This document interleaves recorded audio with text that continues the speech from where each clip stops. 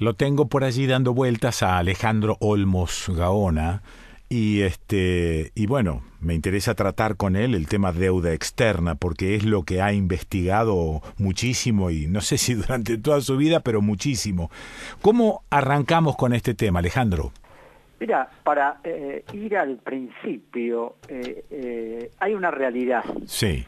Desde 1984, cuando vino la democracia, Sí. hasta el día de hoy, jamás se solucionó el problema de la deuda. Ajá. Ha habido reducciones, reestructuraciones, Sí. refinanciaciones, Uh-huh. pero la deuda siempre ha estado ahí generando una enorme cantidad de intereses que pagamos todos los años durante décadas. Sí, está bien.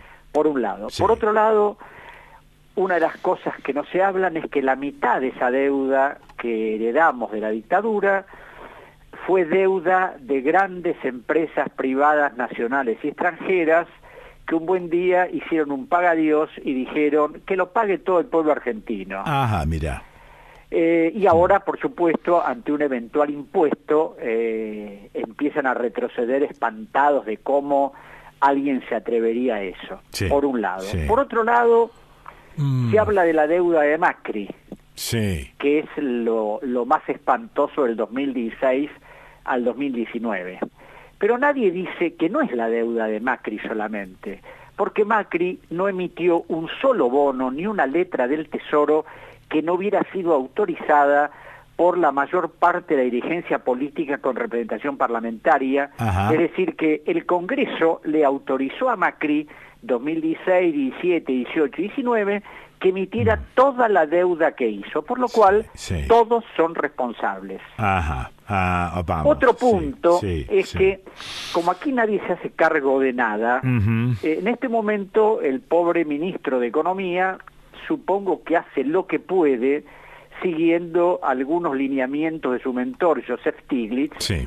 que ha inventado la cuadratura del círculo, es decir, que el capitalismo puede ser bueno, maravilloso, Sí, sí. favorecer a los pueblos, Ujú. en un libro que acaba de aparecer hace muy poco. Sí. Y bueno, entonces él les ofrece a los acreedores a ver qué van a hacer. Indudablemente la oferta, algunos buitres los espantará, pero a la gente razonable del mundo de las finanzas le parecerá buena. ¿Por qué? Porque la prueba es que el riesgo país ha empezado a bajar, Ajá. los títulos de la Argentina han empezado a subir, Sí. y por otro lado, ¿cuál va a ser el descuento? 3.600 millones de dólares sobre el capital, es decir, que hoy tenemos una deuda de 324.000 millones de dólares Ajá. y apenas van a bajar 3.600. Sí. Lo que sí es grande eventualmente Sí. es la quita de intereses que genera la deuda, que según estimaciones del ministro es de alrededor de 37.000 millones. Sí. Pero eso te diría que es muy relativo. ¿Por qué muy relativo? Primero, porque no se conoce el detalle de cómo va a ser esto. El Ministerio de Economía emitió un comunicado para que los argentinos nos enteráramos, pero seguramente habrá supuesto que somos bilingües, porque el comunicado oficial del ministerio está en idioma inglés, Sí. y que yo sepa hay argentinos que no saben inglés, Claro. por lo cual no se enterarían. En ese comunicado Sí. se tiran los bonos que se van a emitir, la tasa de interés, pero por ejemplo no se habla de cuál va a ser la tasa de colocación. Es decir, si vos emitís un bono de $100, pero al colocarlo te dan 85, ya hay un 15% de los acreedores que los ganan. Sí. Por otro lado, no se sabe si va a haber un cupón atado al eventual crecimiento del Producto Bruto, y finalmente no se sabe cómo se va a pagar. ¿Por qué? Porque el ministro y el presidente dicen que vamos a empezar a pagar en noviembre del 2023, es cuando Alberto Fernández ya se vaya. Ajá. Ahora, ¿con qué? Ujú. ¿Con qué plata se va a pagar? Sí. Porque en este momento la Argentina tiene un banco central que te diría que está casi quebrado, Sí, claro. que no hay recursos, Vaca Muerta está aparentemente liquidada, porque acabo de leer en La Nación de hoy que el precio del petróleo está a cero. Sí. Es decir, los recursos petroleros no los vamos a tener. Sí. Es decir, la crisis de la pandemia va a afectar la economía de los países que tienen mucha plata, imagínate la Argentina. Sí. Ahora, Alejandro, perdón, ¿no? Digo, No sé si voy a poder hacerte una pregunta más o menos lógica, pero la pregunta es casi simple. ¿A quién le está importando la deuda externa? Si no hay con qué pagarle, primero las pequeñas empresitas no tienen con qué pagar los salarios a un montonazo de gente que no tiene laburo, aquella persona. ¿A quién le está preocupando el tema de la deuda externa? No, la deuda externa no le preocupa a nadie. Le preocupa exclusivamente al gobierno cómo va a ser para ver si eventualmente arregla, porque si arregla, eventualmente podría ponerse a pedir más plata para esta vieja historia de siempre. Pago nueva deuda, con nueva deuda pago vieja. Y hoy, por ejemplo, en el boletín oficial, sale que el gobierno ha emitido letras por 400 millones de dólares a pagar dentro de 10 años, que se las va a dar al Banco Central para sacar 400 millones de dólares del Banco Central. Y aunque el ministro de Economía y el presidente dijeron en diciembre que no se iba a pagar la deuda hasta no arreglar, la realidad es que desde enero a hoy se han pagado casi 4.500 millones de dólares y lo último, hace 2 semanas, 250 millones de dólares de un bono. ¿Y el gobierno oculta ese pago? Bueno, el de los 250 no lo ocultó, pero los otros pagos se ocultan. Y te voy a dar un ejemplo. ¿Vos sabés que la Argentina paga el equivalente a 80 millones de dólares en pesos todos los días por las letras que emite el Banco Central? No, eso no lo sé. El Banco Creo Central que no lo en sabemos este momento tiene una emisión de LELIQ, letras de liquidez que compran los bancos, que se colocan cada semana, a una tasa del 40%. ¿Cuánto hay de LELIQ emitidas? 1 billón, con B, 250 mil millones. Hace el cálculo, 1.250.000.000 al 40%, ¿cuánto hay que pagar permanentemente de esas letras? ¿Quiénes compran las letras? ¿Quiénes son los beneficiados? Los bancos y los grandes fondos de inversión. Es decir, es toda una trama muy difícil de desarmar y por otro lado, de esto únicamente hablan los economistas. El orden jurídico parece que no existe, si hay colocaciones ilegales, si se ha violado el orden público, si hay funcionarios responsables de eso, silencio. Y el fiscal Federico Delgado, que es el fiscal que intervino tanto en el juicio de mi padre como en los que yo continué, el otro día, en una charla que tuve con él, me decía, la realidad es que yo hace años vengo pidiéndole a la justicia que actúe, que establezca responsabilidades y no pasa nada. Y una prueba es que en este momento gobierno del doctor Alberto Fernández, estando imputados penalmente Luis Caputo, ex ministro de Economía, Santiago Bausili, ex secretario de Finanzas, y el ex vicejefe de gabinete, amigo de Macri, Mario Quintana, la justicia tiene parada esa causa del 2018 y aún hoy no se ha activado. Ahora, ¿por qué se produce ese laissez-faire, laissez-passer? ¿Por qué sucede esto? Porque yo creo que en una serie de cuestiones que son gravitantes, es decir, nadie quiere sacar los pies del plato y todos hacen exactamente lo mismo. Es decir, acá, por ejemplo, cuando vino el doctor Kirchner, se cambió la política de derechos humanos, se empezaron a enjuiciarse a los responsables, pero las deudas de la dictadura se pagaron escrupulosamente siempre. Nadie cuestionó las obligaciones. Y hay que preguntarse por qué. Y bueno, porque hoy casualmente hay una nota de Pañi en La Nación donde habla de las compras hechas por el gobierno de la ciudad, de barbijos a 3.000 pesos, y habla de que los que están en ese negocio responden tanto al kirchnerismo como al gobierno de Rodríguez Larreta. Es decir, acá hay negocios que parece que son socios todos. Entonces, por eso, ¿quién los va a desmontar? ¿Solución? Bueno, Norita dice, yo soy muy amigo de ella, muchas veces me pide datos, y claro, ella con meridiana claridad me dice, Alejo, ¿cómo es posible que la gente tenga los problemas que tiene y siempre se respete a los acreedores extranjeros. Eso. Porque yo me acuerdo lo que dijo la señora de Kirchner hace mucho tiempo, que somos pagadores seriales. Y es cierto, hemos entrado en default, hemos dejado de pagar la deuda, pero después pagamos. Sí.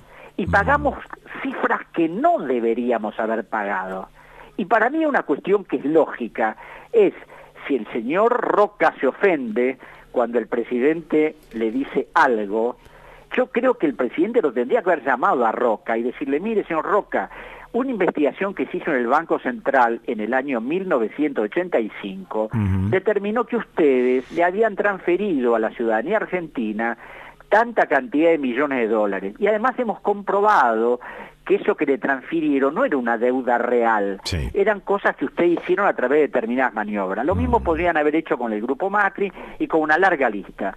Misterio por qué eso no se hace.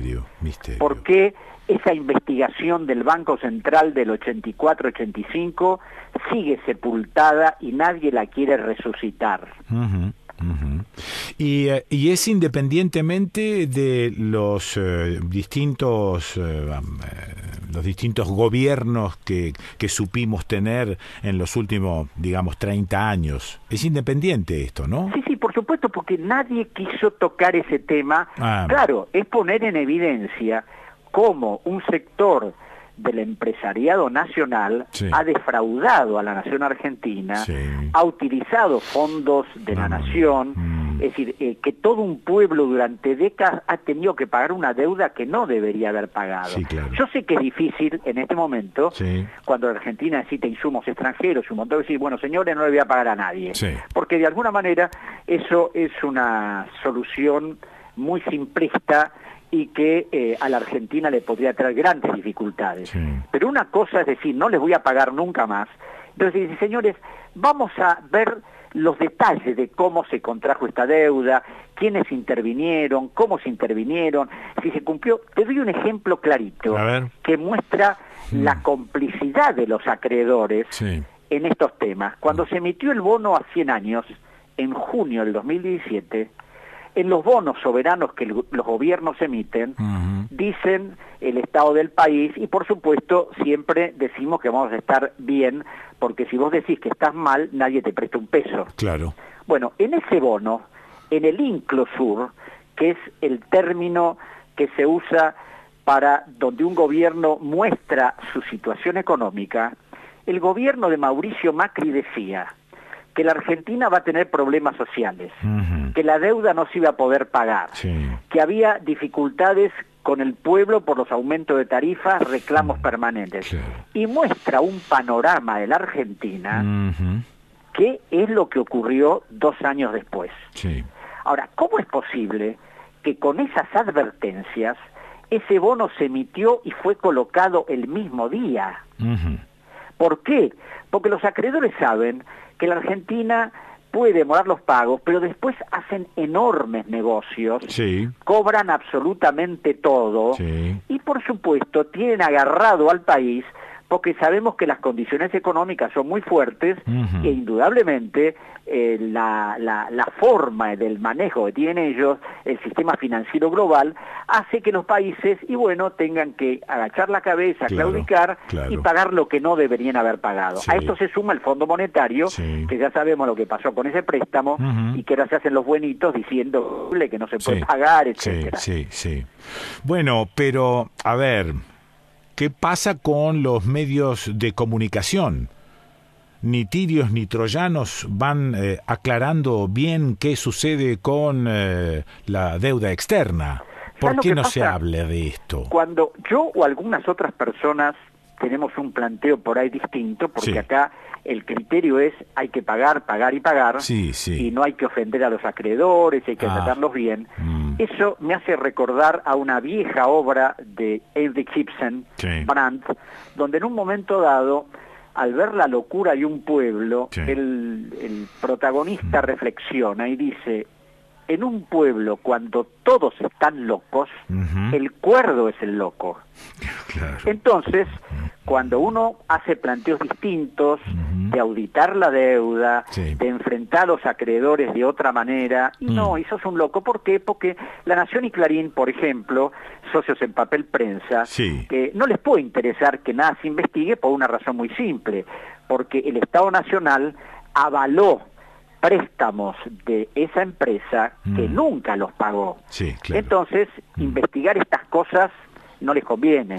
Y así, por supuesto, los grandes medios que manejan cadenas de televisión y todo lo demás. Es decir, estas cosas mejor que estén ocultas, porque claro, nos van a perjudicar, y qué va a decir la gente que nosotros nos hemos enriquecido o hemos fortalecido nuestras empresas a costa de que la pagara todo el pueblo argentino. Pero lo que pasa que yo, de alguna manera, puede ser un análisis grosero, ¿no?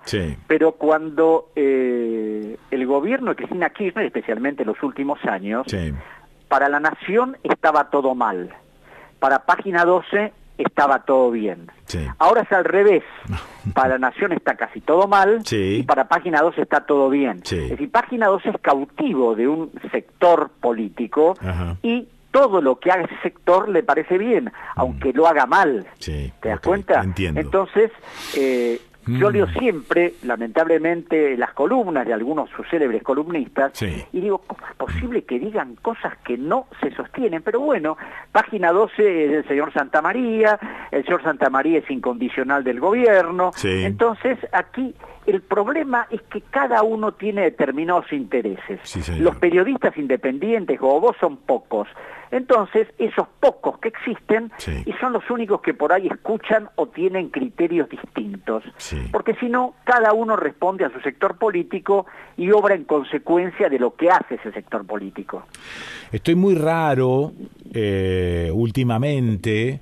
Estoy tratando de abrir el melón y de tratar de entender cosas sin fanatizarme, pero está complicado el tema, Está complicado. Mira, hay un libro que se escribió en 1992 por un célebre jurista muerto muy joven, Carlos Nino, que fue el autor ideológico del juicio a las juntas militares, que se llama Un país al margen de la ley.